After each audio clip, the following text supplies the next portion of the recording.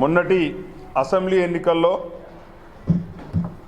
ఓడిపోయిన తర్వాత బీజేపీ నాయకులు బండి సంజయ్ గారు మరి అసహనంతో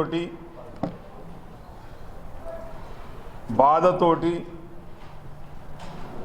ఓడించిన ప్రజలు ఓడించినని ప్రజల మీద కోపంతో మాట్లాడుతూ ఉన్నారు.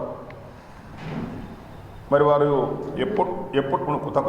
ఎప్పుడు కూడా ప్రజలకు అందుబాటులో లేకపోవడం, మరి ముఖ్యంగా కరీంనగర్ నగరంలో మరి వారికి ఓట్లు రాకపోవడంతో దిక్కుతోచక పిచ్చెక్కి మేయర్ మీద కార్పొరేటర్ల మీద మరి ఆరోపణలు చేస్తూ ఉన్నాడు. ఎందుకంటే బండి సంజయ్ గారికి ఎప్పుడు ప్రజలను మోసగించడం అలవాటు, బండి సంజయ్కి ప్రజలను రెచ్చగొట్టడం అలవాటు, పబ్బం గడుపుకోవడం అలవాటు. అవేవి కూడా మొన్నటి ఎన్నికల్లో నడవలేదు. కరీంనగర్ నగరంలో మా గౌరవ కార్పొరేటర్స్, మా టీఆర్ఎస్ పార్టీ నాయకులు, మేము అందరం ఐకమత్యంతో పనిచేసి మరి మా బీఆర్ఎస్ పార్టీ అభ్యర్థి గంగుల కమలాకర్ గారిని గెలిపించుకోవడం జరిగింది. దానితోటి మరి ఆయన ఈరోజు అసహనంతో మాట్లాడుతూ ఉన్నాడు.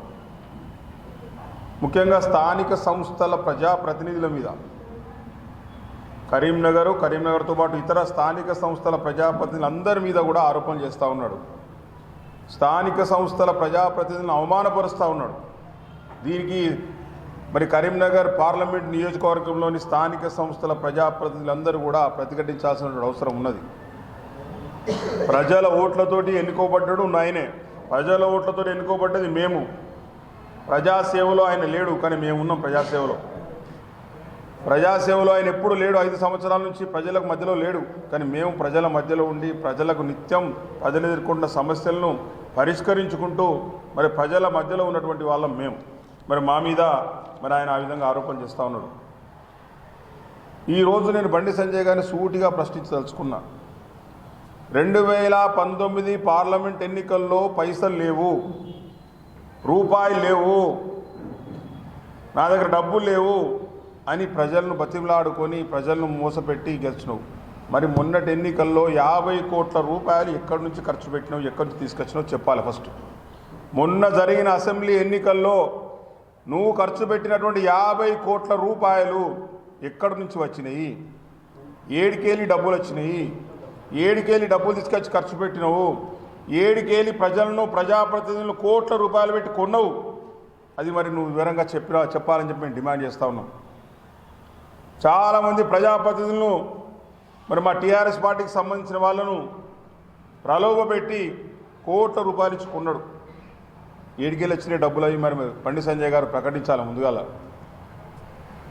టీఆర్ఎస్ పార్టీ కాకుండా సొంత బీజేపీ పార్టీ నాయకులు ఎవ్వరు కూడా దగ్గరికి రాకపోతే లక్షల రూపాయలు, ఒక్కొక్కలకు లక్షల రూపాయలు ఇచ్చి వాళ్ళని మచ్చిగా చేసుకొని మళ్ళీ నీ ఎంబడి ప్రచారంలో పాల్గొనేలా చేసుకున్నావు. మరి ఆ డబ్బులు ఎక్కడి నుంచి వచ్చినాయి? ఆ దుస్థితి సొంత పార్టీ బీజేపీ నాయకులకు డబ్బులు ఇవ్వాల్సినటువంటి దుస్థితి నీకు ఎందుకు వచ్చిందో మరి నువ్వు ఫస్ట్ ఆత్మవిమర్శ చేసుకోవాలి. ఆ డబ్బుల నుంచి ఎక్కడికొచ్చో సమాధానం చెప్పాలి. మరి మాలోని ప్రజాప్రతినిధులు చాలామంది, మా కార్పొరేటర్ మిత్రులను, మా కౌన్సిలర్లను, మా సర్పంచులను ప్రలోభపెట్టింది చాలామందిని. ఎవరు కూడా ప్రలోభానికి లొంగలేదు. కొంతమంది ఒకరో ఇద్దరో ముగ్గురు నలుగురు లొంగిన వాళ్ళని కోట్ల రూపాయలు ఇచ్చి కొన్నాడు. ఆ లొంగకపోవడంతో ఈరోజు మా ప్రజాప్రతినిధుల మీద విమర్శలు చేస్తూ ఉన్నాడు. అవినీతి చేస్తున్నారనో ఇది చేస్తున్నాం. మరి నువ్వు 5 సంవత్సరాలకి ఎంపీగా ఉన్నావు కదా, 5 సంవత్సరాలకి ఎంపీగా ఉన్నప్పుడు ఎందుకు నువ్వు మా ఏదైనా అవినీతి జరిగితే ఎందుకు ప్రశ్నించలేదు? ఎక్కడైనా అవినీతి జరిగితే నువ్వు ఎందుకు దానికి సంబంధించిన ఆధారాలతో ఫిర్యాదు చేయలేదు? ఎందుకు దద్దమ్మలాగా కూర్చున్నావు?